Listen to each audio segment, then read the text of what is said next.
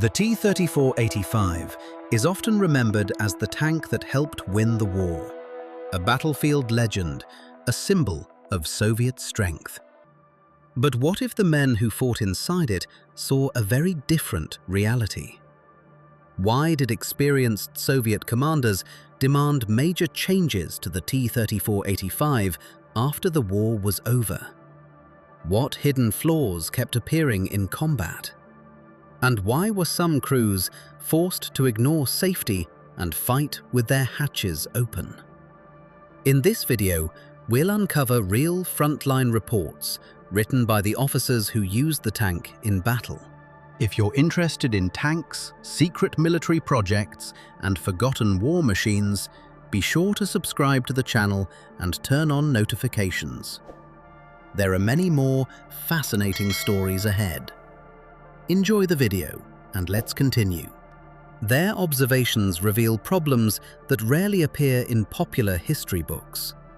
Stay until the end, because we'll reveal the issue that many tankers considered the most dangerous flaw of the T-34-85, one that challenged the reputation of one of the most famous tanks ever built.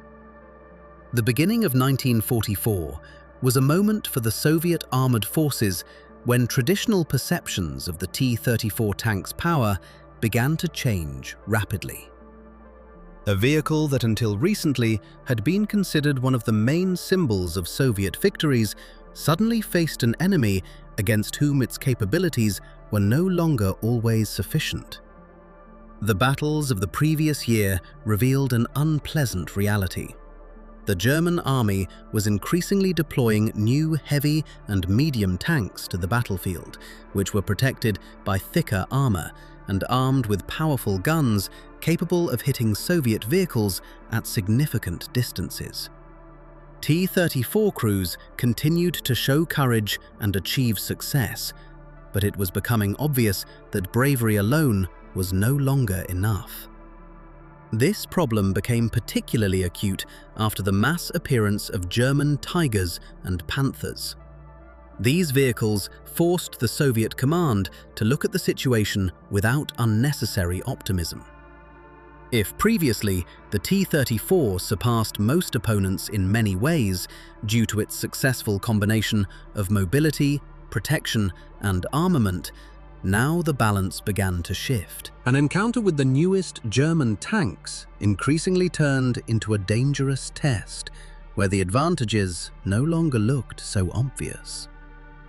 Soviet engineers carefully studied the combat experience from the front. Reports from tank units, dispatches from commanders, and the results of numerous battles formed a single picture.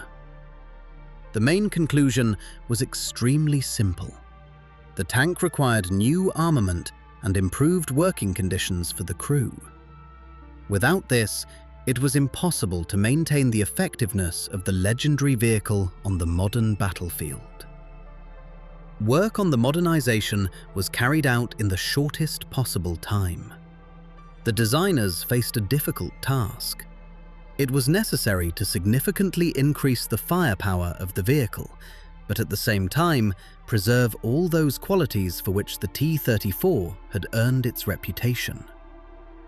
Any serious increase in weight could worsen mobility, complicate production, and create new problems for the front. Therefore, the engineers had to find a compromise between the demands of war and the capabilities of industry. The result of this work was the appearance of a new version of the tank, designated the T-34-85. Externally, it resembled its predecessor, but quite serious changes were hidden behind the familiar outlines. The most noticeable innovation was a completely new turret of increased size. Now, it accommodated 3 people instead of 2, which fundamentally changed the organization of the crew's work during battle. At first glance, such a change might not seem the most important. However, it was exactly what solved one of the most serious problems of the early T-34s. Previously, the commander had to simultaneously monitor the situation, search for targets, coordinate the crew's actions, and participate in aiming the gun. Such a load inevitably led to errors and reduced the vehicle's effectiveness in a tense combat environment. A separate gunner appeared in the new turret, thanks to which the commander finally received the opportunity to focus on controlling the tank and monitoring the situation around it. But the main argument of the new tank was not to be the turret at all. Everyone's attention was fixed on the new 85mm caliber gun. It was for its sake that the entire modernization was actually created. At the front, they understood perfectly well that the further development of armored forces was impossible without an increase in firepower. Soviet crews needed a weapon that would allow them to fight more confidently against the enemy's most protected vehicles, and reduce the dangerous gap in capabilities that had arisen during the final years of the war.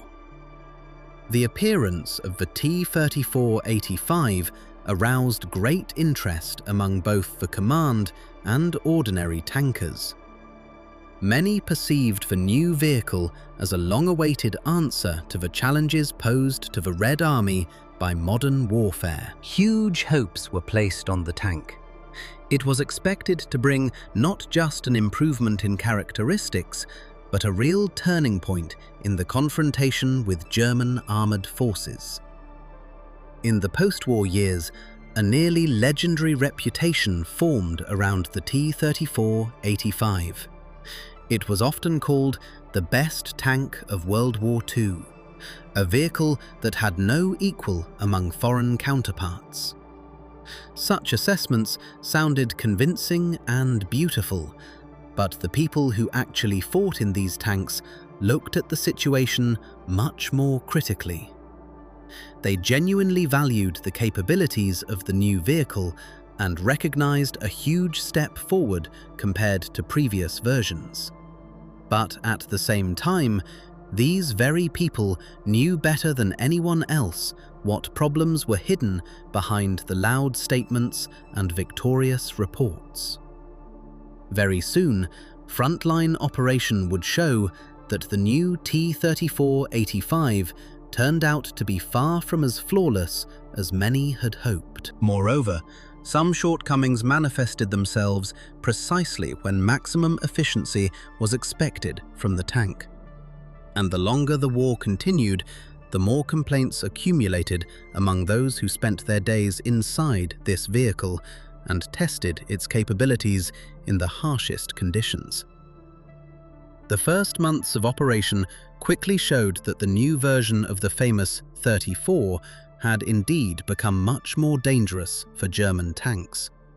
If previously, crews often had to make a risky approach to get a chance to hit a well-protected target, now the situation began to change gradually. The new 85mm gun noticeably increased the vehicle's capabilities and allowed for more confident combat against the most formidable examples of German armor. Particularly revealing were the tests conducted in the summer of 1944.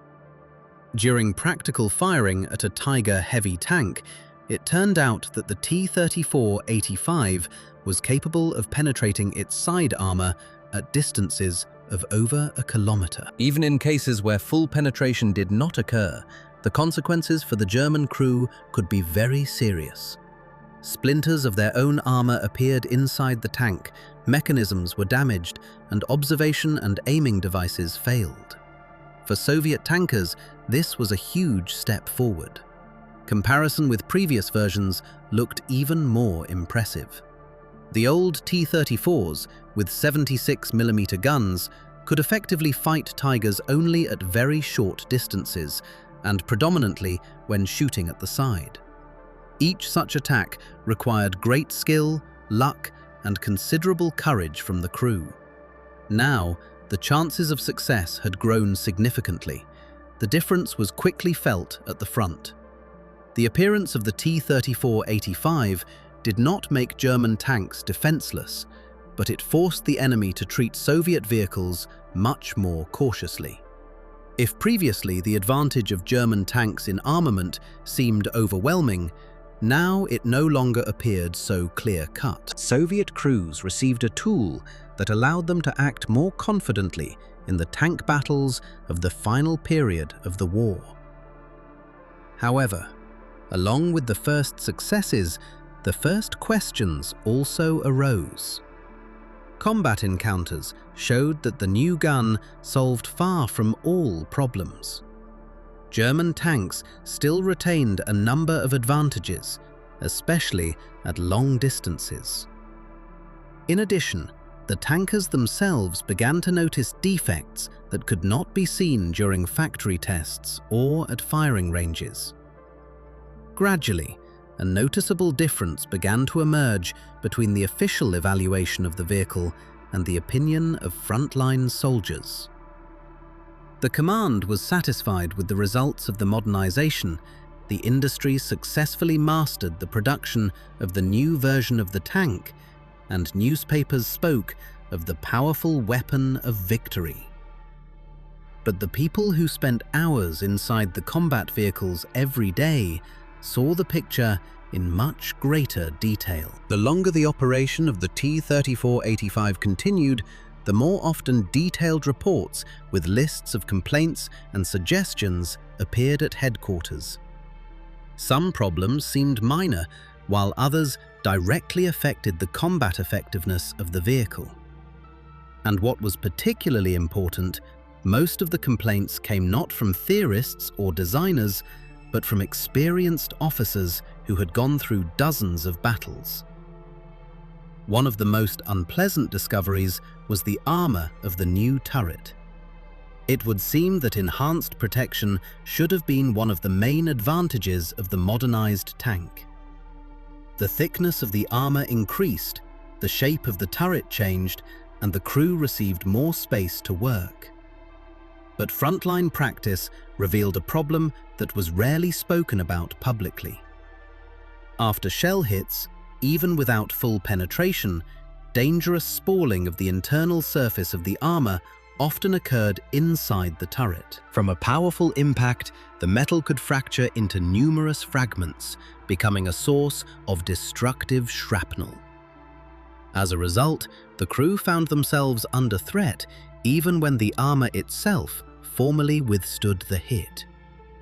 For tankers, such a feature became an extremely unpleasant surprise. It turned out that the successful deflection of an enemy shell by no means guaranteed the preservation of the crew's combat capability. Sometimes, the consequences of non-penetration could be no less serious than the consequences of a direct hit. This is precisely why some commanders expressed a rather unexpected opinion after the war. They believed that the quality of the armor should be changed even at the cost of reducing its thickness. In their opinion, a more ductile metal would provide better protection for the crew than simply additional mass of armor plates. Such remarks show how much practical combat experience differed from the dry figures of technical characteristics. While designers and specialists discussed the characteristics of the armor, the tankers themselves faced other problems that could manifest themselves at the most tense moments of a battle. Sometimes danger came not from enemy shells, but from the design features of the vehicle itself. One such issue was the hatches. At first glance, this detail seems secondary compared to the gun or armor. However, people who went through the war inside tanks understood its significance perfectly well.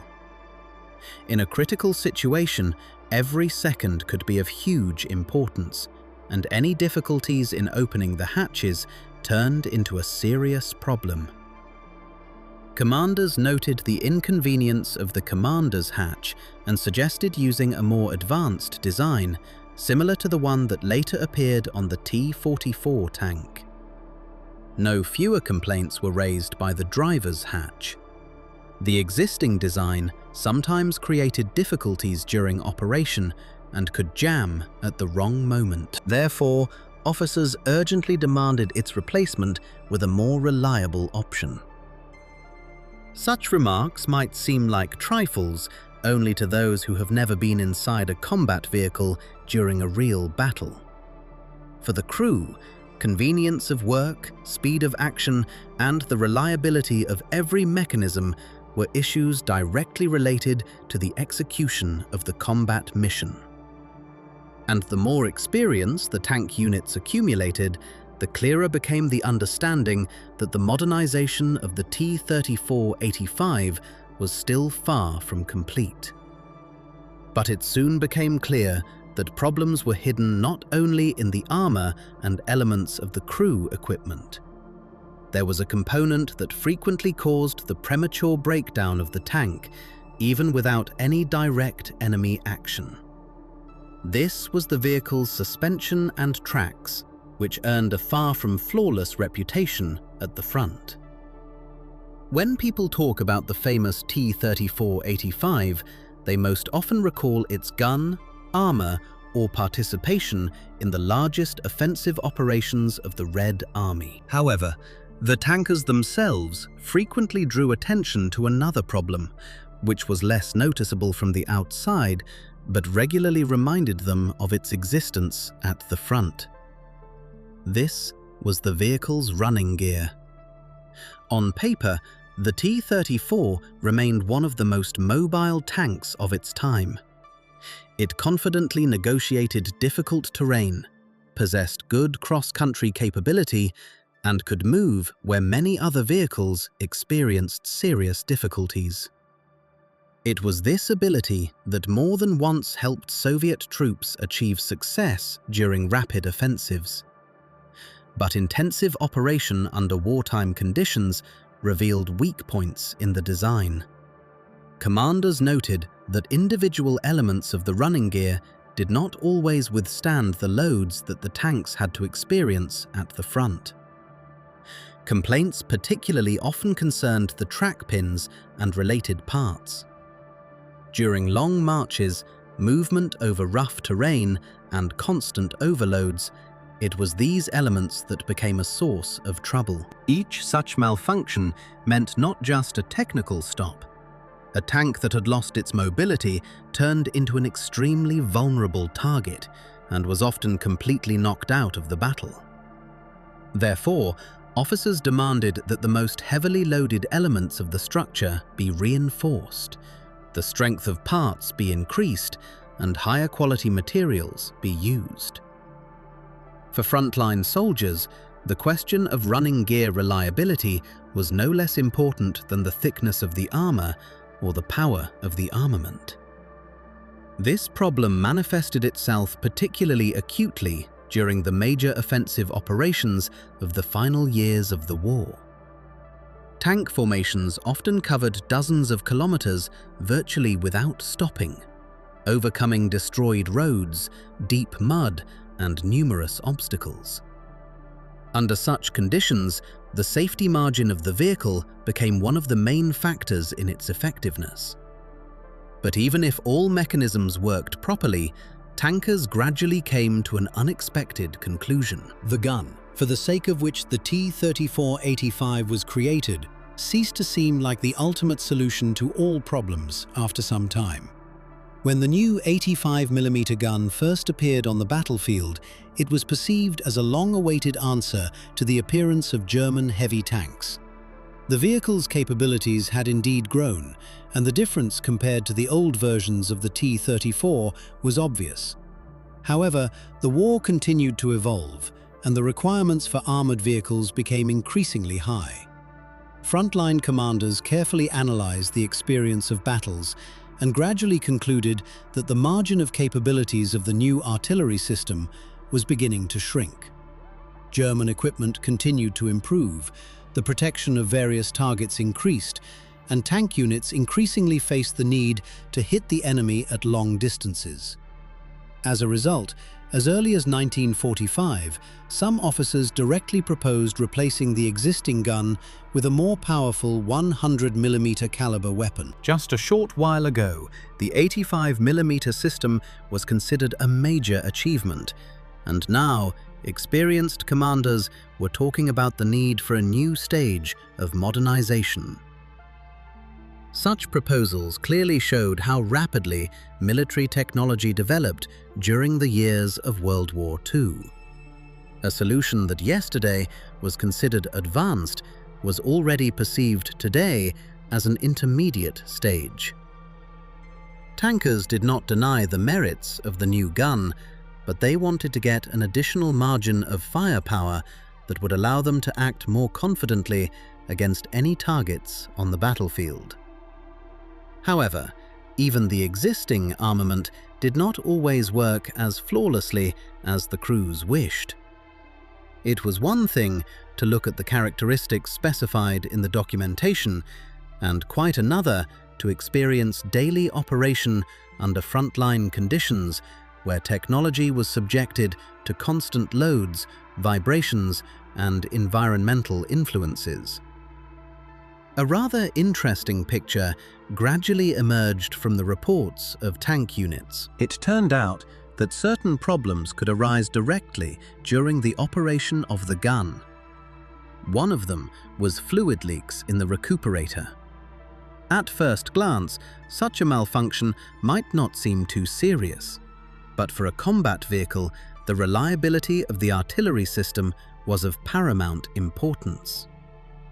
No less annoyance was caused by failures of the electric trigger. The contacts frequently burned out, requiring cleaning and adjustment. Moreover, the cause was often the quality of the materials used in manufacturing individual elements. In a workshop environment, such a problem could be eliminated relatively quickly, but on the front line, any such intervention consumed precious time. Another trouble was the jamming of the gun's elevating mechanism. When the tank was moving over uneven terrain, strong shocks could lead to the displacement of individual parts of the mechanism. As a result, aiming the gun became complicated precisely when maximum accuracy was required from it. Frontline soldiers increasingly faced a situation where they had to fight not only the enemy, but also the technical features of their own vehicle. And although most such malfunctions were not catastrophic in nature, their accumulation gradually formed a completely different view of the famous tank of victory. From the outside, the T-34-85 looked like a formidable and modern combat vehicle.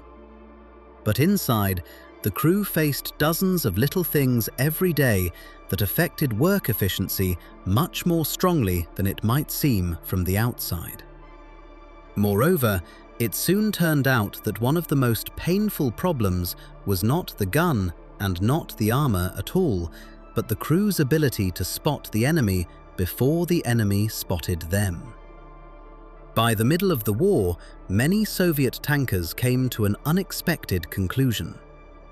Even the most powerful gun loses a significant part of its value if the crew detects the target too late. This is precisely why complaints about observation devices, rather than armor or armament, appeared more and more frequently in the numerous reports of frontline officers. At first glance, the T-34-85 received noticeable improvements compared to previous versions. The new turret provided more space for the crew's work, and the commander received additional opportunities to monitor the situation. However, real combat conditions quickly revealed shortcomings that became particularly noticeable during prolonged operations. One of the main problems turned out to be the observation devices. During movement along dusty roads, as well as during intense combat, the periscopes quickly became dirty. Theoretically, they could be cleaned regularly, but in practice, such an opportunity by no means always existed. In the heat of battle, the crew had to make decisions in a matter of seconds, and it was simply impossible to be distracted by servicing the devices. As a result, many tankers preferred to observe the battlefield through half-open hatches. This practice was used so frequently that it actually became a common phenomenon during both offenses and defenses.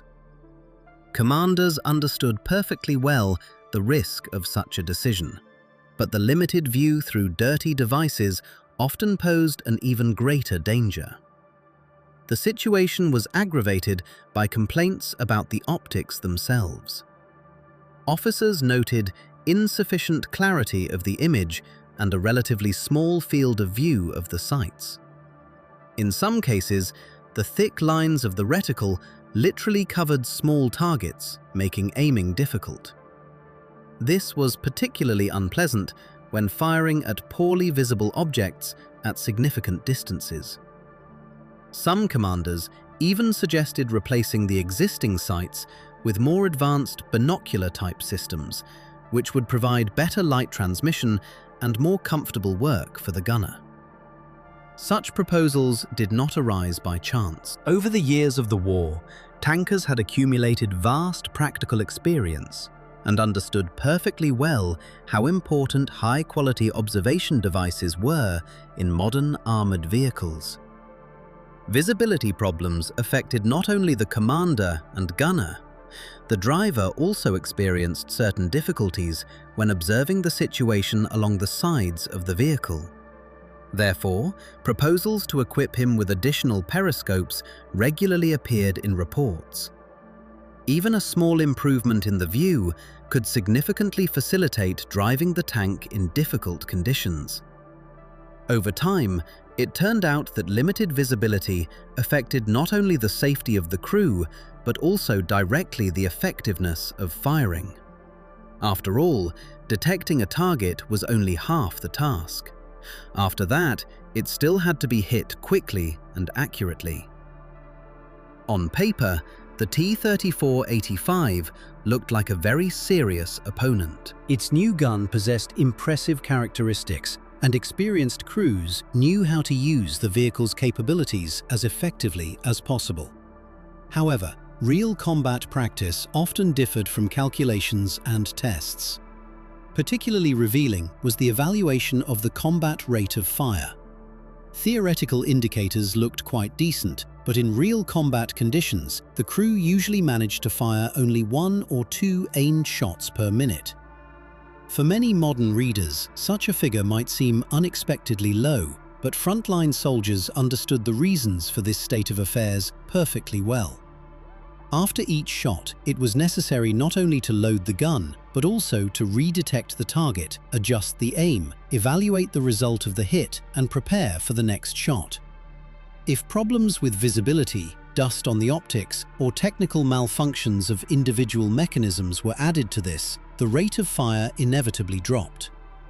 Additional difficulties were also created by the TSH-15 sight itself. Reports contain complaints about the disruption of its settings after firing. After shots, the lens could fog up, which significantly complicated observation of the target and fire correction. For the crew, this meant losing precious seconds, which were of huge importance in a combat situation. No less important was the question of placing the devices inside the turret. Some officers indicated that individual observation elements were located in a far from convenient manner. For example, the Mk4 periscope was located too far from the eyepiece of the sight, which is why the commander had to make unnecessary movements when observing the battlefield. It seemed like a trifle, but it was precisely from such trifles that the overall efficiency of the crew's work was formed. Serious limitations also manifested themselves when conducting fire in difficult weather conditions. Night combat remained an extremely difficult task. The situation was even worse in fog or heavy smoke. In such conditions, the capabilities of the aiming devices dropped sharply, and the effectiveness of firing decreased noticeably. Interestingly, the accumulated combat experience gradually led Soviet tankers to quite specific conclusions regarding the most effective tactics for using the vehicle. Despite the possibility of conducting fire at long distances, attempts to hit targets at a distance of about 3 kilometers rarely brought the desired result. Theoretically, such shooting was possible, but in practice, its effectiveness remained extremely low. This is exactly why most experienced crews preferred to act differently. The most reliable and effective way of conducting fire was considered to be shooting from short stops. The tank quickly took up a position, fired an aimed shot, and then began moving again. This tactic was tested many times in battles and proved its effectiveness significantly better than many theoretical recommendations. However, while crews learned to maximize the use of their armament, there was another problem that could negate the advantages of even the most experienced tank unit. This was communication, without which controlling rapidly moving tank units turned into an extremely difficult task. While the crews struggled with limited visibility, features of the sights, and numerous technical trifles, the commanders of tank units faced a problem of a completely different scale. Even the most powerful tank lost a significant part of its value if it could not be effectively used as part of a large formation. And for this, reliable communication was required. In the offensive operations of the final years of the war, Soviet tank units often acted at tremendous speed. After breaking through the enemy's defenses, units went forward for dozens of kilometers, striving to develop success and prevent the enemy from organizing a new line of resistance. It was at such moments that communication turned into one of the most important factors of success. However, the existing radio stations by no means always coped with the tasks assigned to them. As they advanced forward, individual regiments could move away from higher headquarters by many dozens of kilometers. Sometimes the distance exceeded 100 kilometers.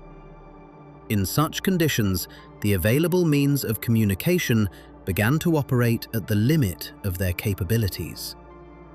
Commanders noted that the standard radio stations no longer met the requirements of modern maneuver warfare.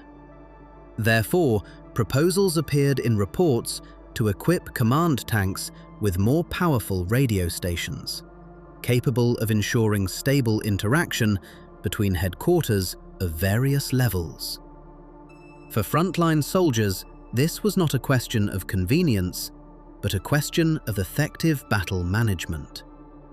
The more experience the tank forces accumulated, the clearer became the understanding of one simple truth. Victory is ensured not by an individual tank, but by the entire system, in which each vehicle is part of a large mechanism. This is precisely why officers drew attention not only to armament and armor, but also to the organization of the crew's work, the quality of observation devices, means of communication, and the internal layout of the vehicle. It is here that very curious comparisons appear, which today are capable of surprising many lovers of military history.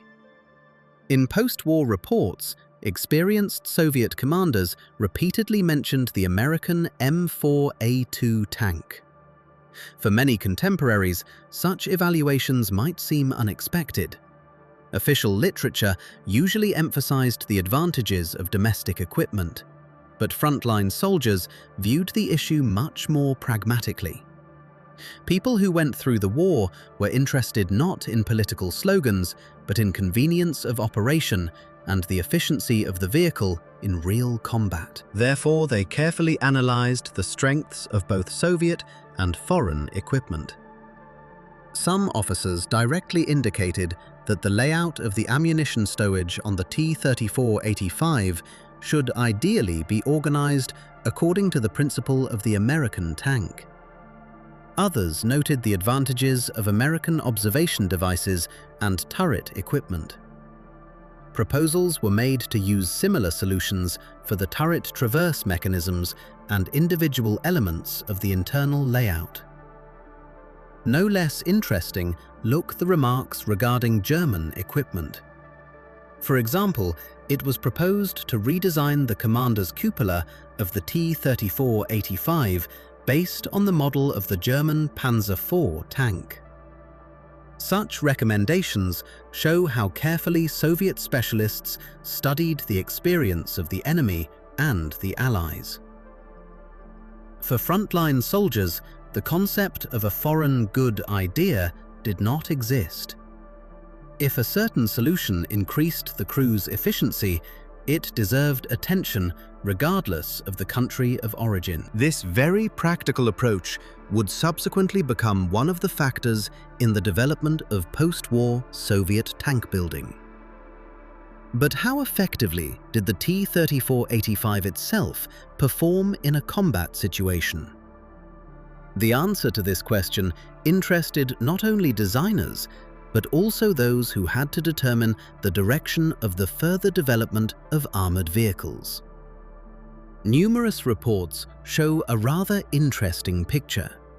Despite the impressive characteristics of the vehicle, by no means all methods of using the tank turned out to be equally successful. For example, night firing was carried out, but it was rarely possible to achieve truly high results. The limited capabilities of observation devices, insufficient visibility of targets, and features of existing sites significantly reduced the effectiveness of fire. In conditions of fog or thick smoke, the situation became even more complicated. Attempts to conduct fire at extreme distances also did not always live up to expectations. A case of firing at a distance of about 3 kilometers is known, but the results obtained were recognized as unsatisfactory. Formally, the tank possessed the capability to hit targets at such distances, but the real effectiveness of such shooting remained extremely low. Some other methods of applying tank armament, which looked promising in theory, also did not receive widespread adoption. Combat experience showed that many complex firing schemes were inferior to proven practical solutions. As a result, tankers gradually developed their own set of the most effective techniques. Maximum effectiveness was ensured by shooting from short stops, clever use of the terrain, and constant crew interaction. It was such actions that most often brought success on the battlefield. By the end of the war, the T-34-85 finally proved its value as a mass-produced and sufficiently effective medium tank. It went through the largest operations of the Red Army, participated in rapid offensives, and made a huge contribution to achieving victory. However, the most interesting thing is that the people who fought in these vehicles never considered them perfect. Reading the post-war reports of tank unit commanders, one involuntarily notices one feature. Practically none of them denied the merits of the T-34-85. On the contrary, most officers admitted that the modernization significantly strengthened the vehicle and allowed it to successfully resist the most dangerous opponents of the final years of the war. But at the same time, the very same people listed a long list of shortcomings that required correction. They spoke about armor problems, limited visibility, defects in means of communication, the inconvenience of individual design elements, the need for more powerful armament, and the improvement of crew working conditions. In fact, a completely different image of the legendary tank appears before us. Not a perfect vehicle from posters and post-war books, but a complex combat tool that was constantly being refined to meet the requirements of the front. This is precisely why the reports of tank commanders represent such value for historians. They allow one to see the T-34-85 through the eyes of the people who daily risked their lives inside its armor and knew all the strengths and weaknesses of the vehicle better than any designer. Perhaps the main conclusion that can be drawn from these documents is that the success of the T-34-85 was explained not by the absence of shortcomings. On the contrary, its strength lay in its ability to combine sufficient firepower, acceptable protection, good mobility, and the possibility of mass production, even under the conditions of a most brutal war. This is precisely why the T-34-85 remained in history not as a perfect tank, but as a vehicle that managed to fulfill its main task in one of the most difficult periods of the 20th century.